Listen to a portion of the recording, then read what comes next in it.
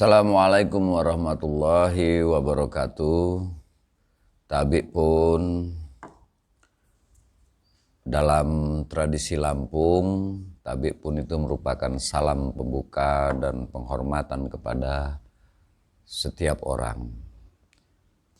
Ya, mudah-mudahan teman-teman pencinta dan pelaku teater juga film Nusantara dalam keadaan sehat, bahagia dan baik semua, dan tetap merawat harapan untuk terus berkarya apapun keadaannya. Minggu lalu saya baru saja menerima sejumlah aktor yang beraudisi untuk mendapatkan casting dalam sebuah film juga pertunjukan teater. Dari pengalaman itu saya membuat beberapa catatan kecil yang barangkali bisa berguna untuk di-share di sini. Pertama, dan ini mungkin yang sangat penting, sebenarnya saya sering sekali melihat begitu banyak aktor yang berbakat, dan kalaupun tidak berbakat tapi dia punya semangat dan kemauan yang besar dan tekun. Selalu ada aktor-aktor yang seperti itu. Tetapi saya kadang tercenung sendiri melihat aktor-aktor seperti ini di awal-awal karir mereka, sebelum mereka banyak terlibat dalam pertunjukan atau film.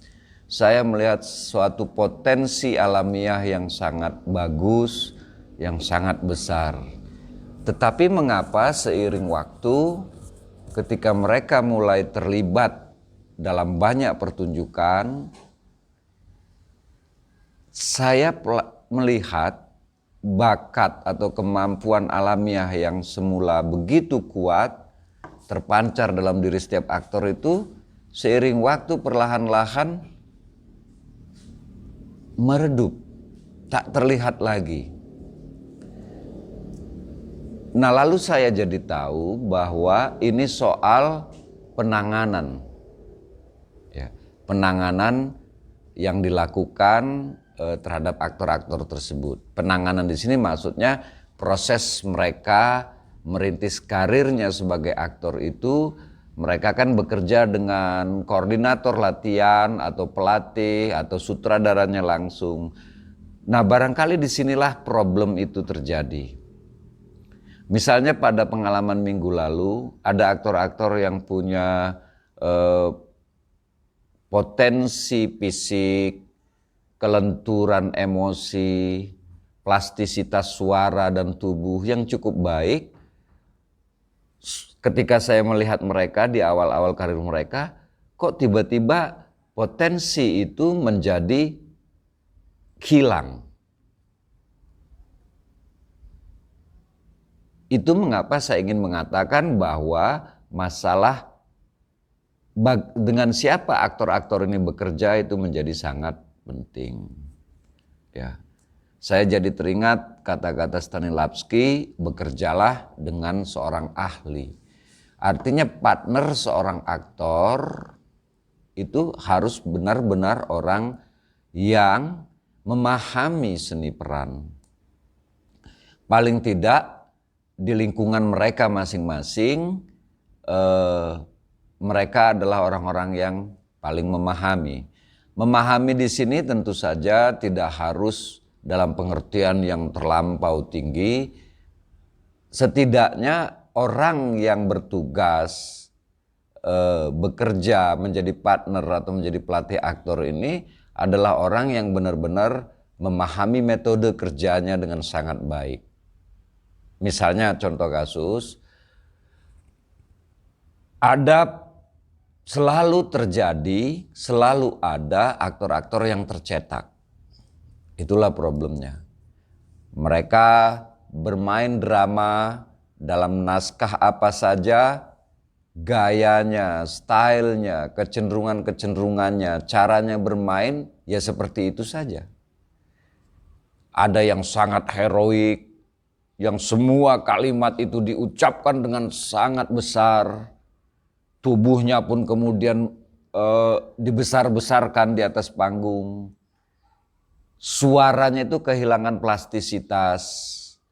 Apapun karakternya, naskah apapun yang dimainkan, suara yang digunakan, baik volume, tempo, irama, itu selalu sama. Menjadi begitu besar atau istilahnya suara panggung. Makanya Hedar, kalau kamu lagi kerja di atas, sesekali buka jendela lihat keluar. Dunia ini nggak akan berubah gara-gara kamu ngejahit di atas sana. Ada problem dalam hal suara panggung di sini.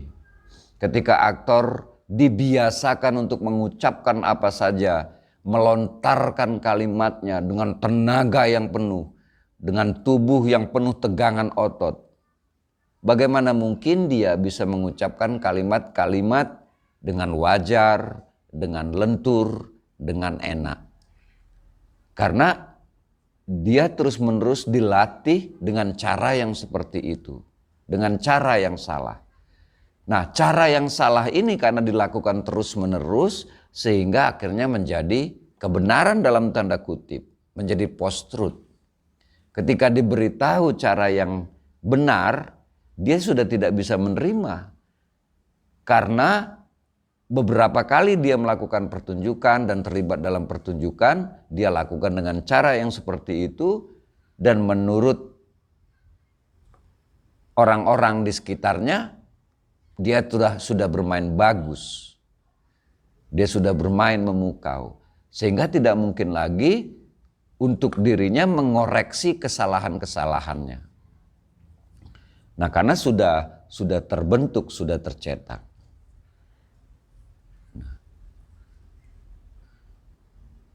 Ada juga aktor yang mengucapkan teksnya, apapun karakternya, dia lontarkan teks itu, kalimat-kalimat itu seolah-olah sedang berdeklamasi. Makanya Heda, kalau kamu lagi kerja di atas, sekali-sekali buka jendela dong, lihat keluar. Nah, biasanya ada banyak aktor yang memulai karirnya di panggung itu kan bermula dari ikut lomba baca puisi. Ketika dia berlatih membaca puisi dengan pelatihnya, dia diajarkan seakan-akan menyampaikan, melisankan puisi itu harus dengan cara yang seperti itu. Dengan emosi yang begitu dalam, menurutnya ya.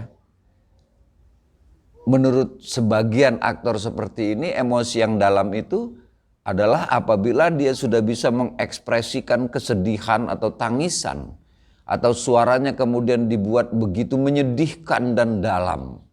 Apapun karakternya, apapun naskahnya, dia cenderung mengucapkan teksnya dengan cara seperti itu.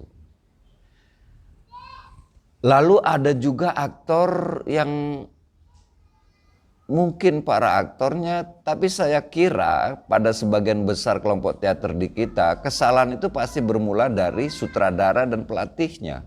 Karena dari mereka lah si aktor-aktor ini belajar. Misalnya soal pengertian bagaimana bermain secara realis, secara natural, secara alami. Kekeliruannya adalah seakan-akan aktor bermain apa adanya, sesuai dengan dirinya sehari-hari. Tidak perlu memaksakan diri. Ini terkesan membebaskan aktor. Sesungguhnya bukan membebaskan aktor, tetapi tidak mendidik aktor itu untuk mempelajari seni perannya. Si aktor terus-menerus memainkan dirinya sendiri. Apapun karakternya, apapun naskahnya, dia akan bermain dengan cara yang sama. Nah, ini bukan realisme yang dimaksud. Bermain apa adanya sebagaimana dirinya sehari-hari. Itu menjadi realistik, bukan realisme. Ya. Bagaimana dirinya sehari-hari, begitulah dia di atas panggung atau di depan kamera. Dia merasa tak perlu membangun physical karakter, dia merasa tidak perlu harus menemukan motif-motif emosi si karakter yang ada di naskah. Dia bermain sesuai dengan persepsinya sendiri, nalurinya sendiri, dan kebiasaan-kebiasaan sehari-harinya apa adanya. Nah, ini bukan realisme. Ya. Realisme dalam pengertian metode yang selama ini kita kenal bersama. Nah, kekeliruan semacam ini masih sering terjadi. Lalu ada juga aktor yang memahami bahwa kekuatan dan kekayaan aktor itu terletak pada acting-acting kecil. Ya. Dia benar-benar menerjemahkan acting kecil itu adalah gerakan-gerakan kecil dari anggota tubuhnya, tangannya, bibirnya, jarinya. Raja tumbang. Coba lihat. Coba langkah. Kerajaan kecil di Sumatera Timur ini diambang hancur. Itu tidak salah, itu semua memang acting kecil. Tapi apakah setiap bagian, setiap kalimat, setiap kali dia mengekspresikan kata-kata, atau setiap kali dia diam, dia harus mendemonstrasikan sekian banyak acting-acting kecil? Jadi permainannya terlalu penuh hiasan, terlalu penuh renda, yang tidak punya alasan, yang tidak beralasan gitu. Apapun yang dia katakan, dia akan menggunakan anggota-anggota tubuhnya untuk memamerkan acting-acting kecil yang dia maksud. Ya. Dan itu dianggap sebagai kekayaan aktor. Nah, aktor semacam ini kan senang sekali berhias diri. Berhias diri dengan laku-laku fisik, dengan laku-laku acting yang tidak dibutuhkan. Nah, lalu orang menyebutnya stylish pula. Saya jadi makin tidak mengerti apa maksudnya stylish dalam hal ini. Ya. Akhirnya saya ingin mengatakan bahwa semua permainan aktor yang kemarin saya lihat, yang kemarin didemonstrasikan oleh sejumlah aktor yang datang ke tempat ini untuk presentasi dalam rangka casting, tidak punya alasan, tidak bersumber dari kebutuhan-kebutuhan yang diminta oleh teks. Aktor jadi tidak melayani karakternya, tidak melayani teksnya. Aktor hanya melayani keinginannya sendiri atau keinginan pelatihnya atau keinginan sutradaranya atau keinginan produsernya. Yang seringkali keinginan-keinginan mereka ini tidak ada hubungannya dengan karakter dan teks yang mereka mainkan. Saya nggak ngerti atas dasar pertimbangan apa itu dilakukan. Nah, jadi itu yang saya temukan, tapi dalam kasus kemarin ketika ada banyak aktor yang presentasi di tempat ini.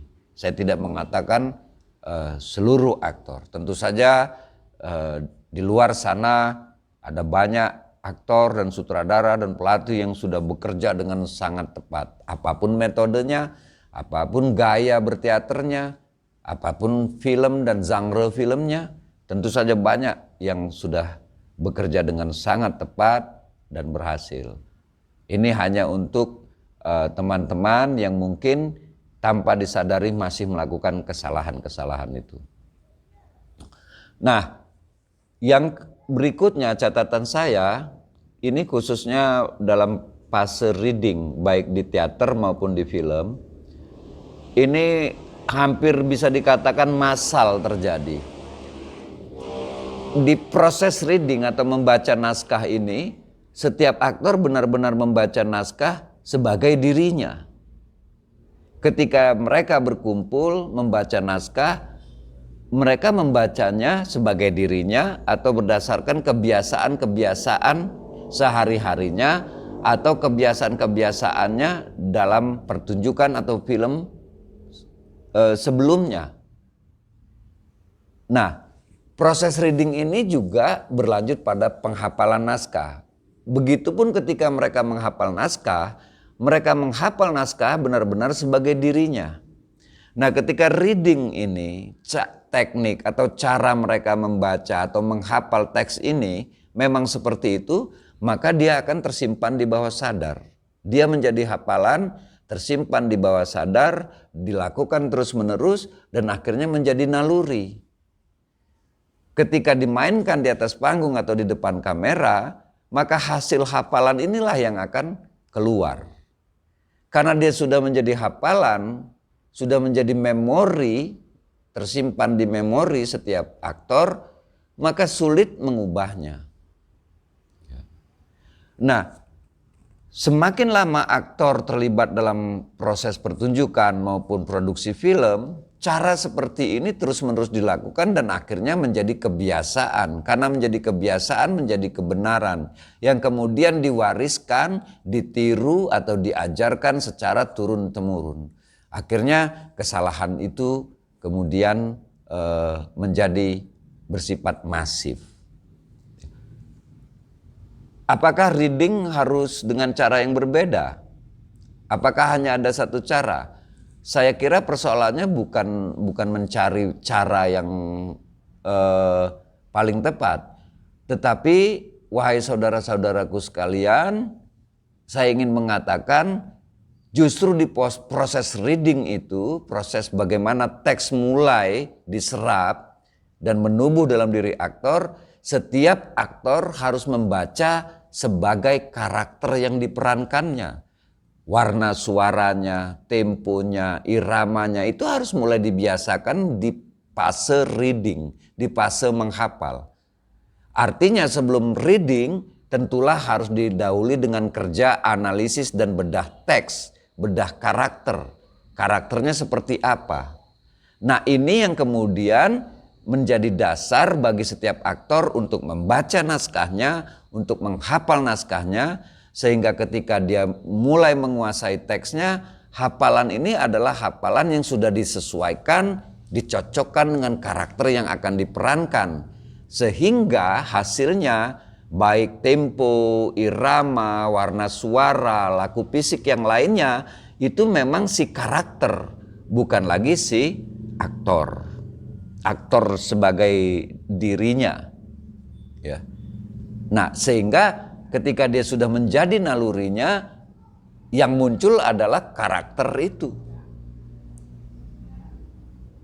Nah, biasanya aktor, terutama di teater atau barangkali juga di film, dan saya kira juga di film, baru ingin memasuki peran ketika teksnya sudah hafal. Ya. Dia lupa ketika dia menghafal atau membaca itu, dia menghafalnya sebagai dirinya.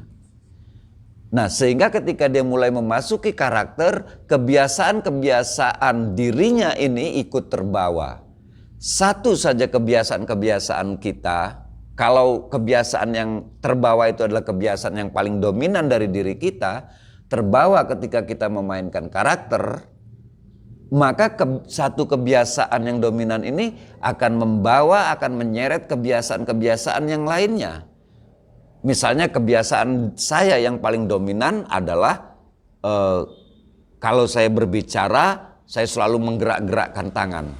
Nah, ketika kebiasaan ini saya terbawa, entah saya sadari entah tidak dalam proses pemeranan saya, maka kebiasaan yang satu ini akan menyeret kebiasaan-kebiasaan saya sehari-hari yang lainnya.